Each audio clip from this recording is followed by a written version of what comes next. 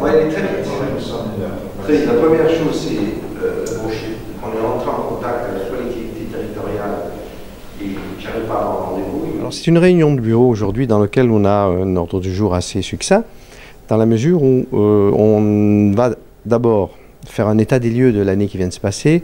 Qu'est-ce qu'il y aurait comme projet pour l'hôpital? Notamment, on va parler de ce projet d'une extension et puis du centre de dialyse, car le projet est déjà en place, les dossiers sont préparés. Nous attendons maintenant un rendez-vous avec la collectivité territoriale d'une part et avec les services de l'État pour pouvoir faire avancer ce dossier, pouvoir, je l'espère, vite rêver qu'il se réalise. Voilà, c'est un centre de dialyse qui doit s'adosser à une structure médicalisée. Bien sûr, ça n'a aucune concurrence avec l'Île-aux-Rousses ou avec d'autres structures. C'est complémentaire. Nous avons décidé, avec la mairie de Calvi, de faire venir des 5e années par l'intermédiaire de l'hôpital de Nice, qui sont des internes, 2 internes, dans lesquels on a été obligé de loger ces internes. À l'année, ce sont des cycles de 6 mois. Nous allons décider ce soir, avec le comité Santé Balagne, en partenariat avec la mairie, de régler les loyers. C'est nous qui prenons en charge les loyers de ces deux internes. Ça, c'est très important.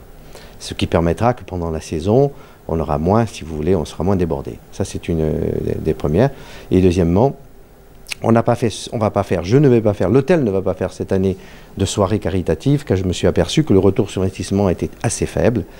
Nous allons donc préparer pour la saison prochaine une action qui sera de nouveau vraisemblablement une tombola, de nouveau de mettre des prix intéressants pour que l'on puisse attirer. Nous ferons quand même l'année prochaine une soirée ou une activité, si vous voulez, qui puisse regrouper les gens et les donateurs, que ce soit les entreprises ou les gens du coin, de façon à ce qu'on puisse reprendre un cycle beaucoup plus fort de l'apport en machines. Comme vous savez, on l'a fait précédemment, tout ce qui touche les échographes, et on a quand même apporté à l'hôpital de Calvi les 3 dernières années. Avec cette année, on sera pas loin des 250 000 € d'appareils et de machines offerts. Encore beaucoup de projets à venir, l'hôpital auquel vous tenez et que vous voulez voir prospérer et être le mieux équipé possible.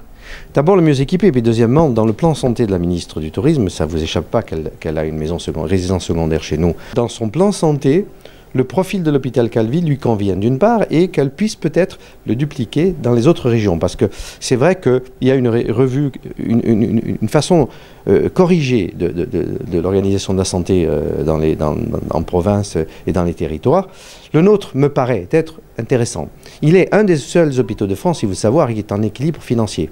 Mais on voulait, pour conserver cet équilibre financier à l'avenir, on voudrait qu'on nous accompagne, parce qu'on nous a un peu restreint tous les financements, alors qu'ils se dépensent beaucoup d'argent en Corse et ailleurs, sur des hôpitaux en création, sur des hôpitaux en rénovation.